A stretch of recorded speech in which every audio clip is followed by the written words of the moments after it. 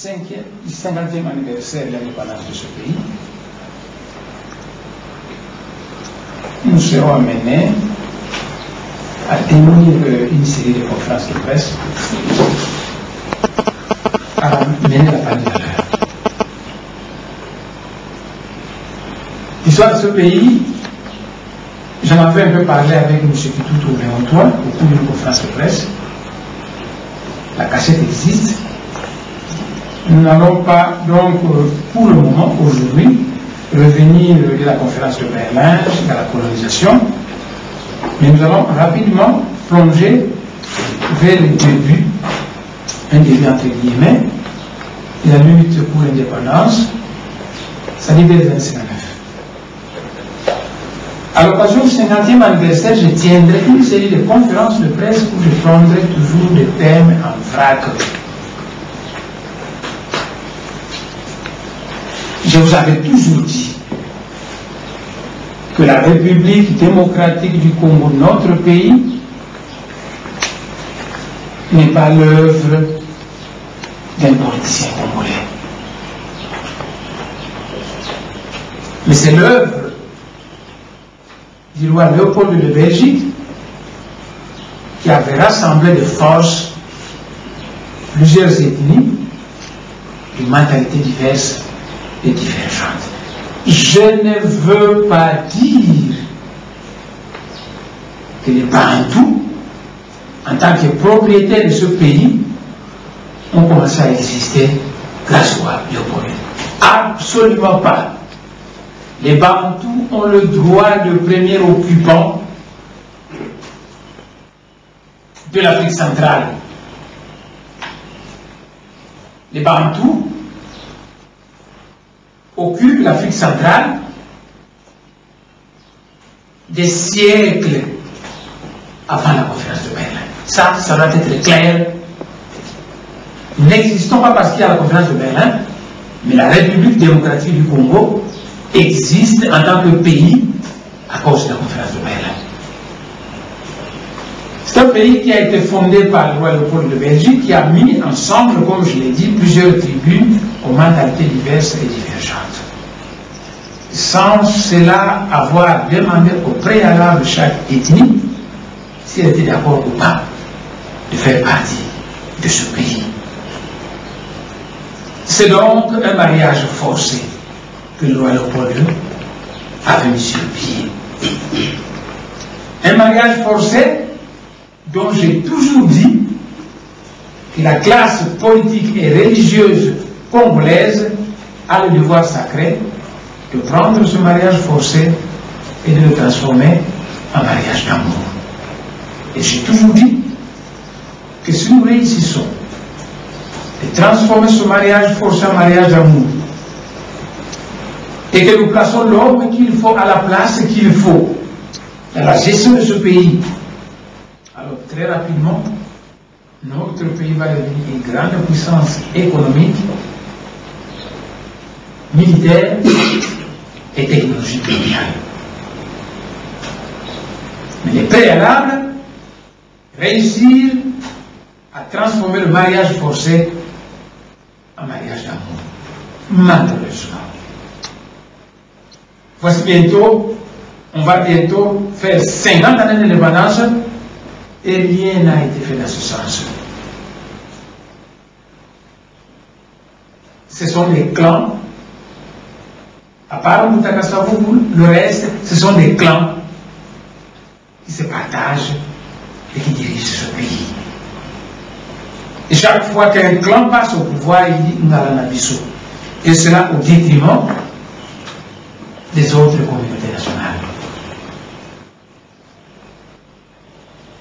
Comment transformer un mariage forcé en mariage d'amour? Mais en faisant en sorte que les dirigeants de ce pays se comportent et cultivent un esprit de justice pour tous dans ce pays.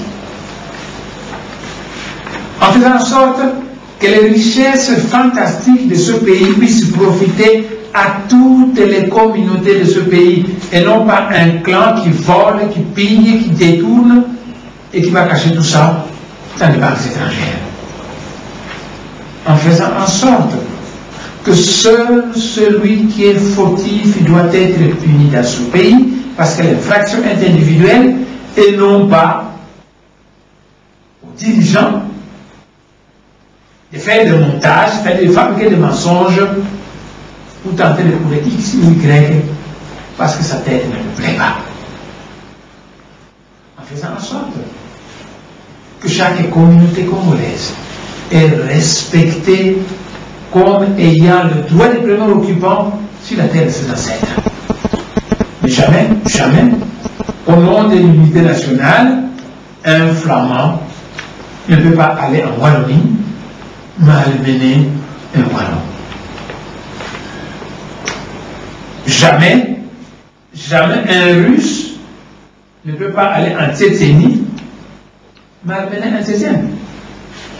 Donc ceux qui pensent qu'à cause de l'unité nationale, ils peuvent quitter leur province d'origine, débarquer dans une autre province et commettre une foule d'injustices, avec ceux-là sont des gens qui ne savent pas de quoi ils parlent lorsqu'ils parlent de renforcer l'unité nationale. Le Maître Jésus disait, vous connaîtrez la vérité et la vérité vous affranchira. Cela veut dire que pour cimenter la cohésion nationale dans ce pays, toutes les ethnies doivent être traitées avec justice. Il faudra éviter de faire des montages pour diaboliser certaines ethnies et glorifier des gens parfois qui n'ont rien fait de sérieux dans ce pays. Parce que cette façon de faire, cette façon d'écrire l'histoire de ce pays va dérouter les générations futures, va placer ces générations sur de fausses pistes qui ne cimenteront pas la cohésion et l'unité de ce pays. Lorsque un domaine est très vaste, il y a moyen de tenir toute une conférence de presse rien que sur le thème comment prendre le mariage forcé du roi Léopold II et le transformer en mariage d'amour. Lorsque nous sommes arrivés en 1921, il s'est levé un grand maître de la sagesse Congo appelé Kimbangu. Kimbangu avait donné à l'Afrique centrale un message politico-religieux. Et toutes les prophéties qu'il avait données sont des prophéties de nature politique et religieuse. Parce que Kimbangu a parlé de l'indépendance matérielle et spirituelle du Congo, de l'Afrique et des peuples colonisés du monde. C'est donc un message politico-religieux. Kimbangu a tenu des réunions secrètes dans plusieurs régions du Bas-Congo où il donnait des enseignements à ses disciples, lesquels enseignements ont conduit à implanter dans le Bas-Congo un certain éveil politique et religieux dont Fumu Kimbangu chargé le Bas-Congo de la répandre sur toutes les années d'Afrique centrale. Vous voyez, un grand maître apparaît, il donne un enseignement de nature politico-religieux et à la fin de compte, il demande à ses disciples de répandre ce message sur toute l'étendue de l'Afrique centrale. Je me rappelle encore une chanson dont chantaient les disciples de Kimbangu, où il était dit ceci, si elle est un fumu, moulmoua moussou, loin de la puna, loin de la puna, loin de la puna de camp. Ça veut dire, les disciples du Seigneur, le Seigneur Kimbangu, maintenant que vous êtes dispersés à travers l'Afrique, allez s'aimer, allez s'aimer, allez s'aimer ce que vous avez reçu. C'est bien. Pendant que le noir prenait ça à la légère, les colons, ils analysaient tout minutieusement et phrase par phrase.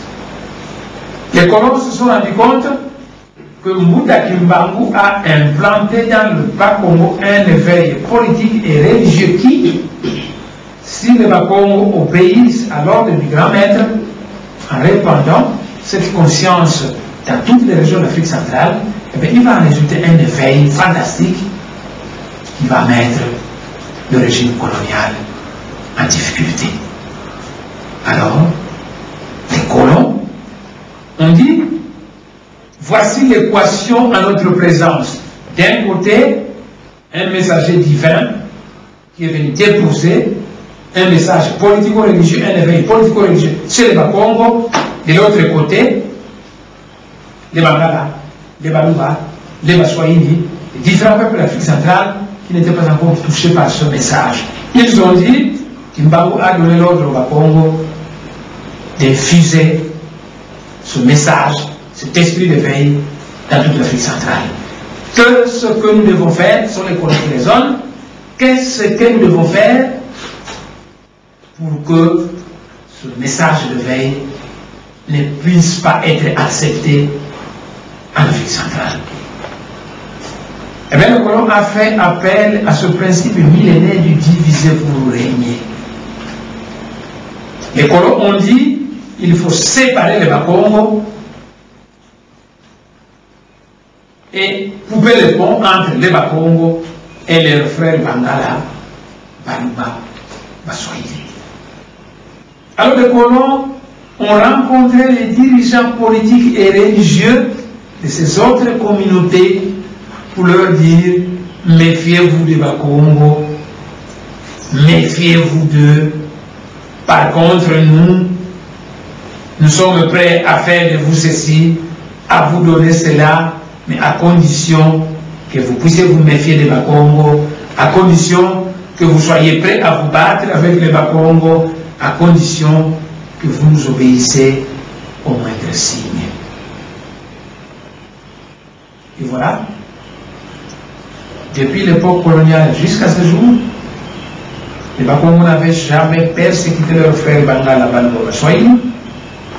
Les Bakongo n'avaient jamais chassé leurs frères Bangala, Baluba, Baswahili.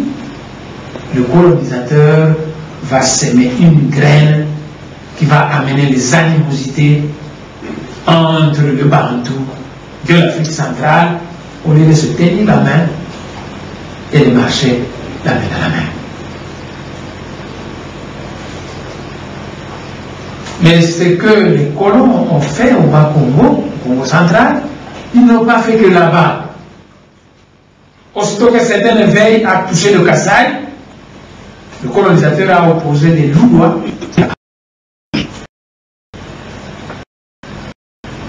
Et il y a eu des bagarres terribles qui ont éclaté à Lubabu, la Turanga, où les Loulois qui étaient pourtant leurs cousins. Les Balouas ont été tués, persécutés, et ils ont été obligés de quitter Kananga, qui était le chef de province du Kasaï, et d'aller construire une autre capitale à Bakoanga, qui est devenue Mbujimaï, et qui est devenue la capitale de l'État du Sud Kasaï. Les colons ont pris les Bangala, les Baluba, les Baswahili, ils ont tenté de s'opposer au Bakongo, qui ne leur ont rien fait de mal, seulement parce que les Bakongo étaient dépositaires d'un éveil politico-religieux laissé par le grand maître Kimbangu. Et de la même manière, ils sont tentés de vouloir créer cette tension interethnique. Les colons ont amené les Baluba et les Loulois à se battre. Au Katanga, les colons ont poussé les Balubakat, déjà zone Saint-Doué, contre la Konakat de Moïse Djobé. Ils sont mis à se battre. Dans la province orientale, les colons ont poussé les Rema et les Lendu à se battre. Les uns sont d'origine Tutsi, les autres sont d'origine Bantou. Ils se sont battus, ils se sont déchirés à la grande satisfaction des colons. Et au Rwanda, le colonisateur a tenté d'opposer les Hutus et les Tutsis. C'est le grand principe de diviser pour régner. Alors il y a une foule d'intoxication qui a été enfoncée dans la conscience de certaines ethnies de ce pays, qu'on a dressé pour haïr le Bakongo, pour détester le Bakongo, pour refuser d'écouter tout message sanitaire qui viendrait du Bakongo. Et jusqu'aujourd'hui, certaines ethnies continuent à persécuter le Bakongo sans exactement savoir pourquoi. Ce sont des séquelles de cette contamination, de cette intoxication que les colons avaient insérée dans la conscience de certains compatriotes de ce pays. Vous savez, en 1950, Mutaza Zalando avait fondé une association appelée l'Association des Bakongo.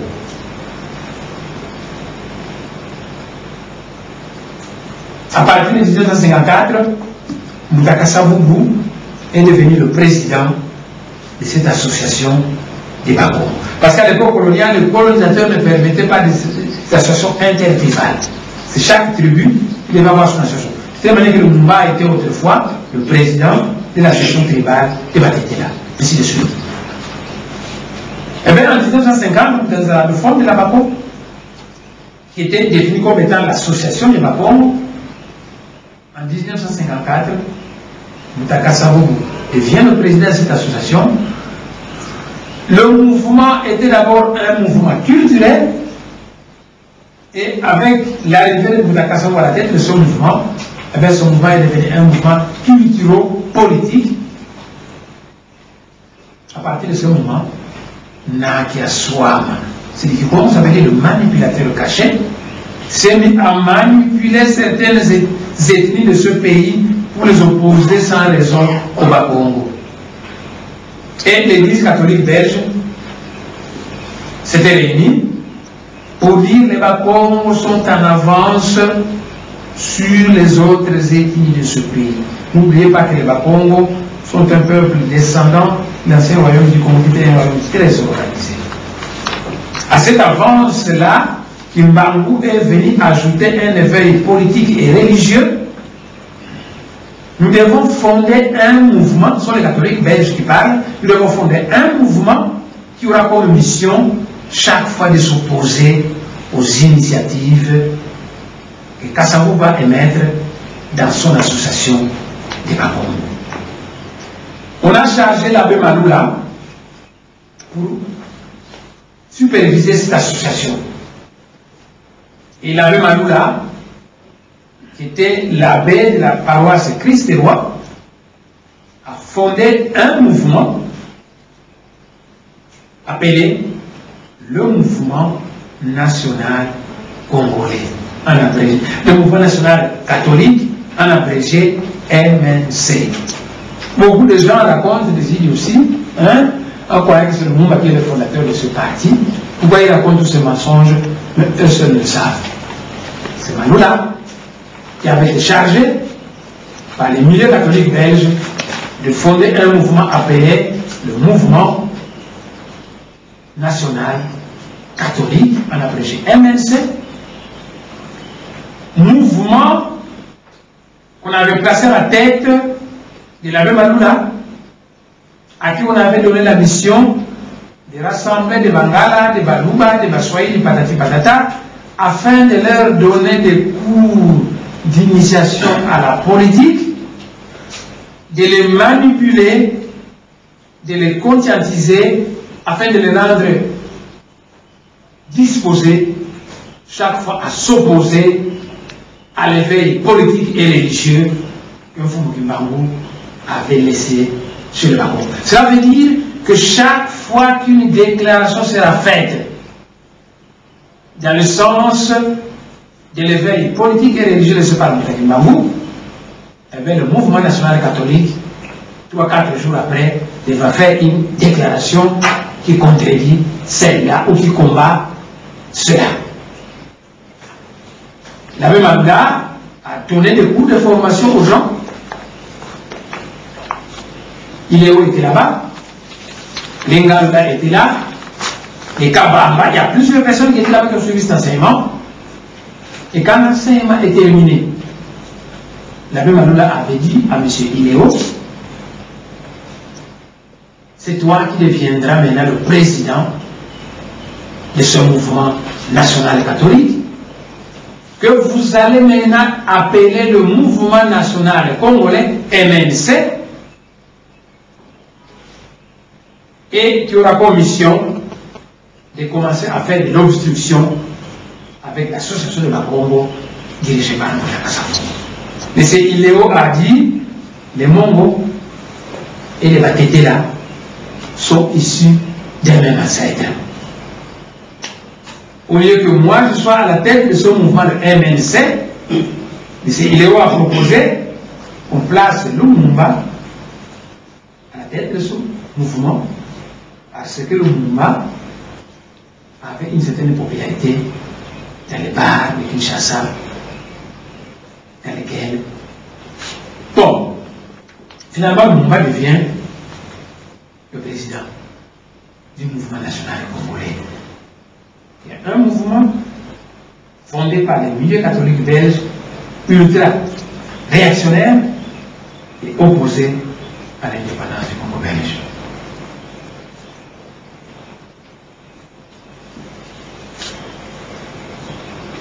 Et le combat commença. Lorsque Moussa Kassavou fait une déclaration que les Bantous, les Bangala sont des Bantous, les Baluba sont des Bantous, les Baswahili sont des Bantous, les Bakoumou sont des Bantous, quand Moussa Kassavou déclare que les Bantous ont le droit de premier occupant sur la terre du Congo, pour vous aujourd'hui c'est une petite phrase de rien du tout. Mais à l'époque coloniale c'était très grave. Parce qu'il y avait là d'un côté les Congolais qui étaient dominés par les étrangers, les Belges, qui considéraient ce pays comme le leur. Et lorsque Moussa Kassavou a déclaré que les Bantous ont le droit du premier occupant, pour les Belges, cela signifie des velléités autonomistes, des velléités à réclamer l'indépendance. Aussitôt que Moussa Kassavou déclare ça, les milieux catholiques belges secrètement excitent le MNC pour faire une déclaration contraire. Et petit à petit, la situation s'est mise à s'envenimer.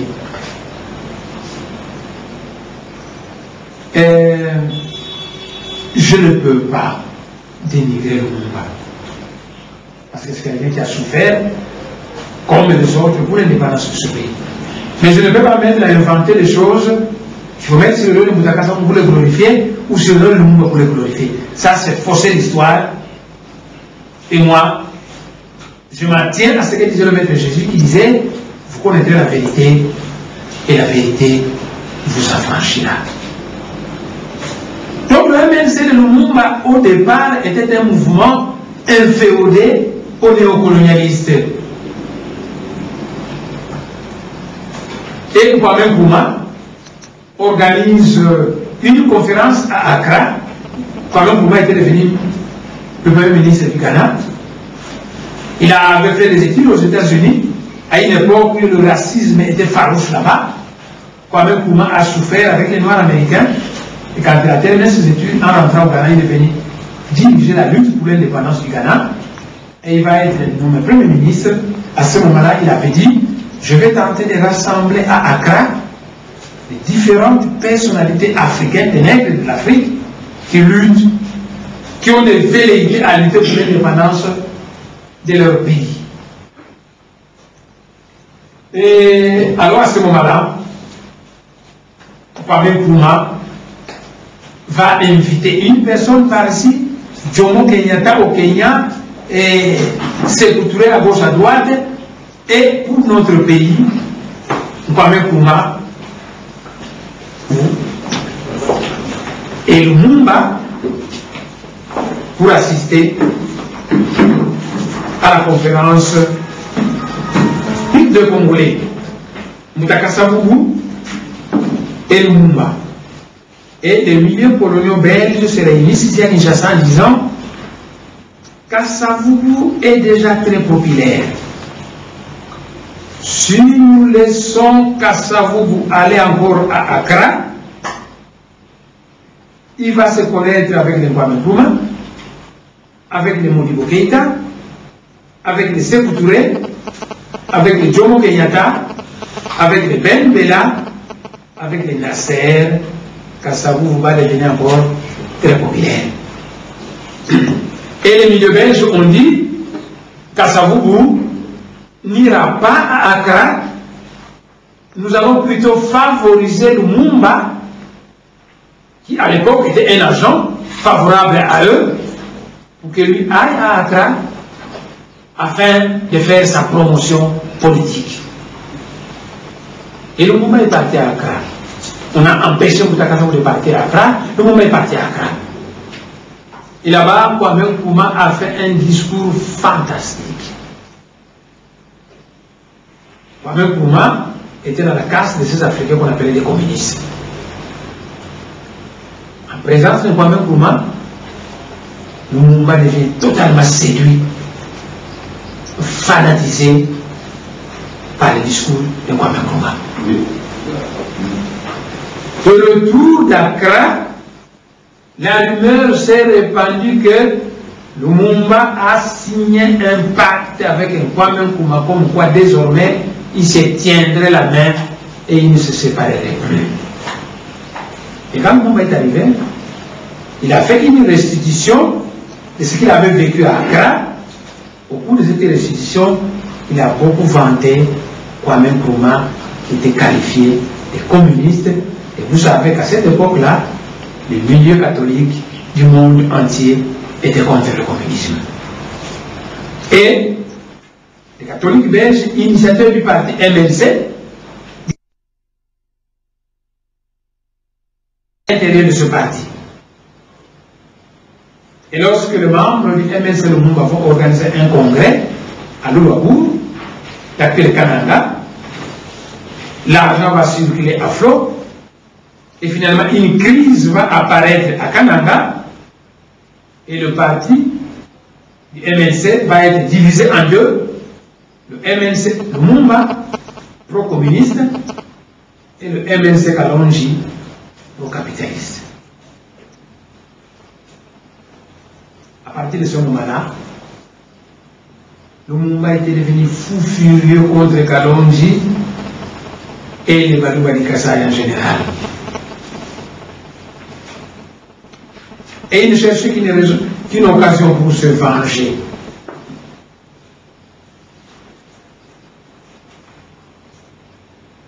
Et chaque fois que l'association de Bakong, dirigée par Mutakasa, faisait une déclaration dans le sens de l'indépendance, les milieux catholiques, X, T, Y, à droite, et petit à petit, Lumumba commençait à s'émanciper de cette emprise du milieu catholique belge.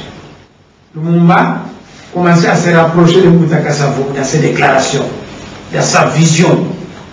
Et pour le milieu réactionnaire, Lumumba devenait aussi dangereux que Mutakasa. Lorsque Mutakasa va clairement poser le problème de l'indépendance du Congo belge, notre pays, eh bien, on va aller intoxiquer certaines ethnies de ce pays qui, eux, vont catégoriquement s'opposer à l'indépendance. Alors, un jour, Mutakasa vous déclare ceci: si vous, les autres ethnies de ce pays, manipulés par les milieux coloniaux, vous ne voulez pas l'indépendance de ce pays, alors nous, les Bakongo, nous allons demander l'indépendance du Congo central, qui est la terre de nos ancêtres, et nous vous laisserons, vous, avec la terre de vos ancêtres, rester sous domination coloniale, pendant que toute l'Afrique est en train de se libérer. Aussitôt que Mutakasa avait déclaré cela, eh bien, les milieux réactionnaires, les milieux coloniaux, ont intoxiqué les autres pour dire qu'Kasavubu est séparatiste. Vous savez, une déclaration doit être appréciée dans son contexte.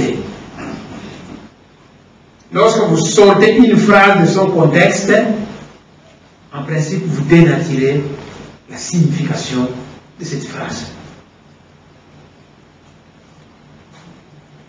Kasavubu dit l'indépendance du Congo belge.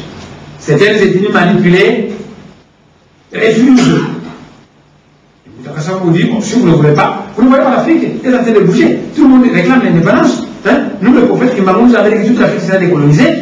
Et vous refusez. Écoutez, si vous refusez, c'est votre droit, mais nous allons demander l'indépendance du Congo central, qui est la terre de nos ancêtres, et vous allez rester sous régime colonial. Alors partout, on a dit qu'Kassavou est séparatiste. Et jusqu'aujourd'hui, beaucoup de gens qui font du lumumbisme sans l'esprit de Lumumba continuent à déclarer que Kassavou était séparatiste. Kassavou était séparatiste. C'est un peu comme les petits perroquets qui répètent machinalement des phrases. Parce que vous savez, le perroquet, quand pendant la journée vous apprenez à un perroquet de dire bonjour, et le perroquet répond bonjour, une fois qu'il est habitué, quand vous arriverez à 23 heures, le perroquet vous dit bonjour. Alors, non, mais monsieur le perroquet, mais c'est la nuit, aujourd'hui il faut dire bonsoir.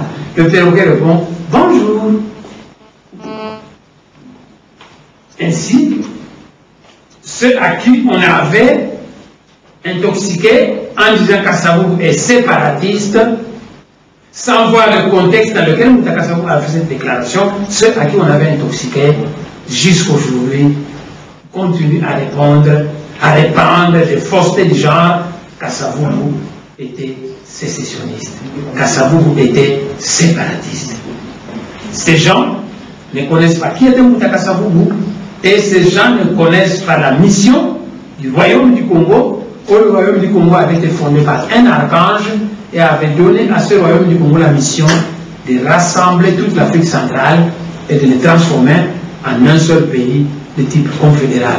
Comment voulez-vous un peuple qui a eu des ancêtres visionnaires, des grands mages, à qui l'être suprême a confié une pareille mission, comment voulez-vous que des gens comme ça puissent venir vous prôner des choses de ce genre-là? Le Mouta Kassavou a été diabolisé, injurié, jusqu'à présent, que c'était un séparatiste.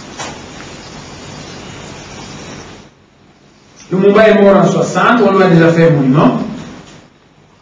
Mais Laurent Kabila, qui est mort il y a 3 jours de cela, a déjà un monument. Et le prophète Kimbangu n'a toujours pas de monument dans ce pays. Mouta Kassavou, qui est mort avant Laurent Kabila, n'a toujours pas de monument dans ce pays. Parce que la tendance, c'est de diaboliser les Bakongo. Oh, vous savez, beaucoup de gens vont faire des courbettes en Kamba, mais ce sont des courbettes hypocrites. Les gens partent en Kamba parce qu'ils savent que l'église kimbanguiste a une population nombreuse qui peut voter. Simplement ça. Mais dans les fins fonds du cœur, Mouta Kimbangu diabolisé, parce que c'est ça la volonté des colons. Mouta Kassavou diabolisé, et ceux qui sont morts après Mouta Kimbangu, après Mouta Kassavou, ont déjà des monuments dans ce pays, tandis que chez les Bakongo, sacré, il faut tuer, il faut licencier les entreprises, il faut tenter d'effacer la vérité pour cultiver le mensonge qui fait plaisir à certaines personnes. Mouta Kassavou, un séparatiste. J'ai dit c'est faux et archi faux. Mais finalement, nous arrivons en 60, au mois de mai. On organise des élections législatives et provinciales dans ce pays. Lumumba attrape une majorité, sa coalition, son parti plus le parti allié à Lumumba, attrape une majorité relative, mais qui était insuffisante pour régner seul. Il fallait donc une coalition pour accrocher le groupe. Et des gens, les uns sont regroupés autour de Mouta Kassavou, les autres autour de Lumumba. Et à la fin de compte, il fallait nommer le premier ministre. Et comme Lumumba venait d'Accra, et que là-bas, Accra, moi-même, Lumumba était premier ministre, à l'époque, Lumumba ne voyait pas suffisamment d'importance de chef de l'État d'un président. Tous les pays africains sont colonisés. Le pays qui devient indépendant est dirigé par un premier ministre. Et Lumumba voyait que lui aussi devait pouvoir être, coûte que coûte, premier ministre. Et comme les Belges tardaient à vite nommer un Premier ministre, Lumumba est devenu impatient, violent en parole. Et quand il commençait à apprendre que lui, Lumumba, est maintenant diabolisé de la même manière que Kasavubu dans les milieux coloniaux, quand il a appris qu'on veut l'empêcher de devenir Premier ministre, Lumumba avait commencé par menacer de faire un coup d'État pour récupérer le pouvoir dans ce pays. Mais faire un coup d'État avec quelle armée? Parce que l'armée de l'époque s'appelait la force publique, était encore sous la domination des colons belges. Avec quelle armée il va faire ce coup d'État? Et bien les rumeurs se répandaient que Lumumba allait être aidé dans ce sens par des troupes qui viendraient du Ghana, de Kwame Nkrumah et de la Russie. Ça veut bien dire que Lumumba est devenu communiste sous la vision des colons belges. Donc Lumumba menace de faire un coup d'État si on ne nomme pas Premier ministre. La situation continue à s'empirer. Lumumba fait une déclaration en disant: si on ne me nomme pas Premier ministre, je vais me retirer de Kinshasa, aller à Kisangani, proclamer un État indépendant là-bas, où moi je deviendrai le chef de l'État. Ah tiens, Lumumba nous a toujours présenté comme un grand unitariste, devenu aussi un séparatiste. Et puisqu'il a menacé, que si on ne le nomme pas, il va aller à Kisangani, proclamer un État indépendant, où il sera le président. Donc Lumumba aussi devient un séparatiste. Et une fois de plus, je vous dis, appréciez le contexte dans lequel Mbutaka Sabo a fait sa déclaration. Appréciez le contexte dans lequel Lumumba a fait sa déclaration. Mais non, les gens apprécient facilement le contexte dans lequel Lumumba a fait sa déclaration de séparatiste. Quant à Mbutaka Sabo, c'est la diabolisation.